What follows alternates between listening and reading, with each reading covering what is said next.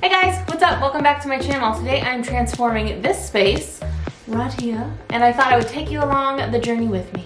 So we've been living in this house for a few months now, and this is one of the spaces that's been driving me crazy. The paint or the stain or whatever the heck was on this was majorly chipped, which I'll show you right now. We are renting this house, so this is a renter, excuse me, Ariana Grande sleeves. We are renting this space, so this little DIY here is totally renter friendly. This will peel right off as soon as we're ready to leave, so you don't jack up your deposit. All this is contact paper. I'm sure you guys have heard of it before. I got this particular stuff here on Instagram. My brain is fried today, you guys. Amazon. For this small little space right here, I only used one roll, so that worked out great. I actually did have a little bit left over even. And I wanna say I spent like $7 for this contact paper.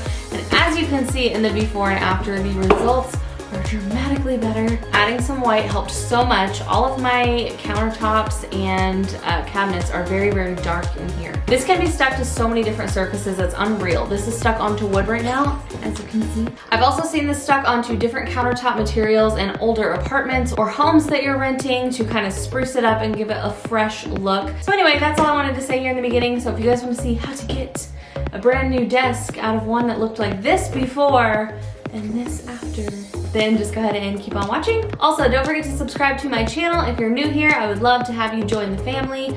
I do lots of fun stuff here. It's like beauty, lifestyle, DIY. That's kind of like my vibe here.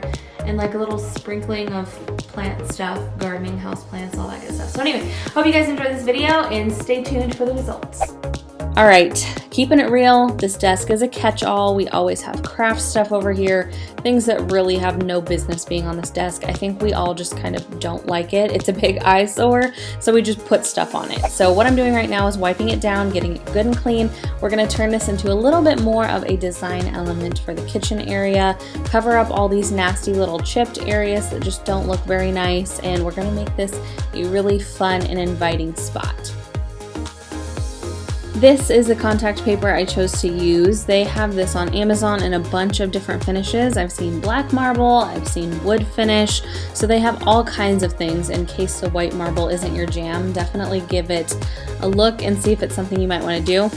I personally am somebody who gets bored very easily, so while we're all stuck in quarantine, I thought it would be really fun to have some DIY projects like this, and I definitely wanted to pass it along to you guys because you can purchase this online. You don't even have to get out to do this, and most people have like a gift card or something they can use to squeegee it down in the house. So it really is kind of the perfect project. What I'm doing right now is just peeling off a little bit of this backing. This is basically just like a big sticker. If you're a perfectionist like me, this might be a little bit challenging for you. I had to get it perfectly lined up with the edge. I unstuck and restuck it many times because I just wanted this to look like it wasn't a big sticker on a piece of wood. I wanted it to kind of have the look of a marble slab, so I was very, very particular about the way I did this. You might not care as much as I did, but if you're somebody who really cares about little details like that, just know that you might be a little frustrated at first, but once you get the hang of it, it really is a very, very simple process. So you're basically just working with a big sticker here. It is very, very easy to unstick and restick. Right now I'm working on that big air bubble up at the top. So I just kind of peeled it back, and you're gonna go little by little. I found the best way to do this was peeling the backing off about an inch for workspace. You really don't wanna do a whole lot more than that because you just run the risk of getting air bubbles. Right here I was struggling a little bit with the texture of the wood. I couldn't really tell if it was the wood itself or an air bubble. I determined it was the wood, so I just kind of left it alone. If you're working on an uneven surface, definitely expect some of this, but if you are covering up a really smooth countertop or something, you shouldn't run into that issue. The other thing I wanted to note is at the end, I found if you did have an air bubble that you weren't able to work out, if you take a little like knife or an X-Acto knife or something like that, pierce the air bubble, and then you can just push it down and you'll never know, as long as you do a really small hole. So what I'm doing right here is, again, just kind of taking it inch by inch. As you get more comfortable with it, you might be able to pull a little bit more off of the backing at once. But again, make sure you leave that room at the edge to flip it under the lip of the countertop. But really, this is just kind of like slow and steady wins the race. Very therapeutic project if you're just kind of like stressed out and need to do something to get your mind off of the current state of world affairs. So yeah, it's a really, really fun project. Very, very rewarding. Very, very easy to do as well.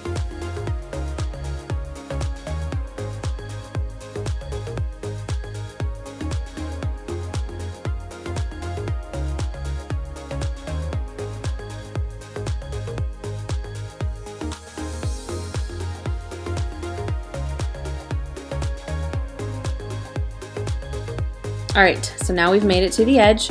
You just want to make sure you kind of measure it out. You can eyeball it. It doesn't have to be perfect because you can always readjust. I wanted to just make sure I left enough to flip this over the edge and stick it down so it looked nice and cohesive. This was a little bit of struggle. So as you can see, the backing hung over the edge just a little bit. So it was very hard to line it up. I had to completely go at this part with a different approach than the first part. The other thing too, the pattern didn't line up, so that's something that you're just gonna have to be okay with. That was bothering me so bad, but now that it's on, I was able to just kind of like let it go. But I have to be honest with you, I really wanted the pattern to match and it didn't. But now that it's on, unless you're looking for it, you can't really tell. Instead of going side to side like I just did, I'm going front to back now. So sticking the side edge down with the other side edge of the contact paper. And then once I have that down, I'm taking this card and pushing it back towards the back of the desk. And that worked out just fine. Right now I'm just running a pair of scissors along the edge. I'm about to mess up right here. I think an X-Acto knife would have worked better, but you know, I just worked with what I had here. So I kind of came inwards towards me a little bit, and as you can see, messed up, left a little bit on the back of the desk, but that's okay. I just cut a new piece to kind of fit that spot, and that ended up working out just fine. Plus I'll have things towards the back of the desk right there so that you can't see. All right, on to the edge. If you're working with a wood surface in an older home, more than likely you're going to have this beautiful luxury textured edge to your wood that makes it very hard to stick the contact paper to. So I just went little by little here. I took the first lip and carefully stuck it over. I don't know if this is the correct terminology, but I think you guys know what I'm talking about. So I just kind of took the shape of my fingers and then ran it along that little circular part. If you're working with a blunt edge, it is going to be so much easier. But this definitely was the biggest challenge of the entire project, was getting it stuck down really well here, making sure I didn't have air bubbles to make it where the design just didn't look right. It was definitely challenging, but again, end result, totally worth it. Just take your time here. Again, I mean, we all have nowhere to be right now, am I right? So what else do you have to do except for take your time? All right, moving on to the edge, I found that if you warm the contact paper up, it is a lot more pliable and easy to work with, especially on edges. Again, blunt edge, no problem. Just slice it down the middle and fold it like a present. This was a little bit more challenging because I did have this whole textured edge thing to work with. So right here, you're gonna watch me struggle for a few minutes. I had no idea what I was doing. Thought maybe I would just cut it up the center. That kind of worked okay, but really it's just gonna be trial and error right here. So have fun watching me struggle.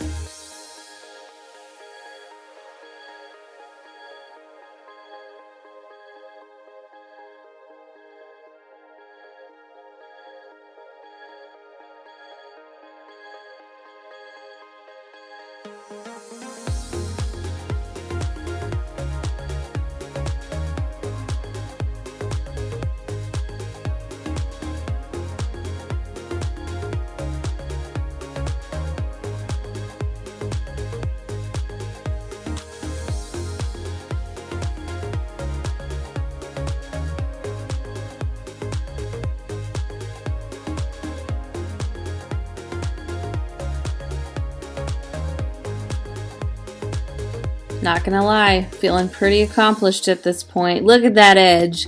It's only a little messed up.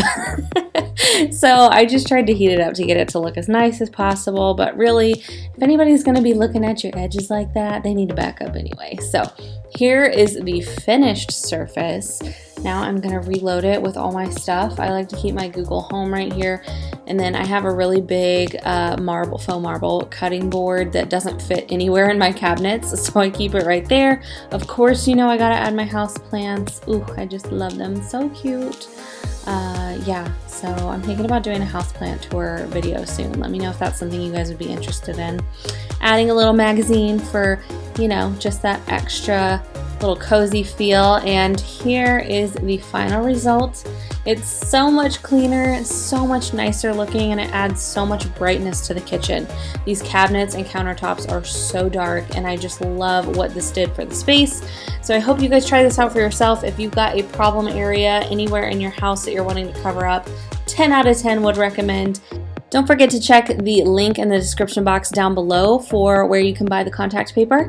I wanted to thank you guys for hanging out with me. Thanks for watching. Don't forget to subscribe, and I'll see you next time.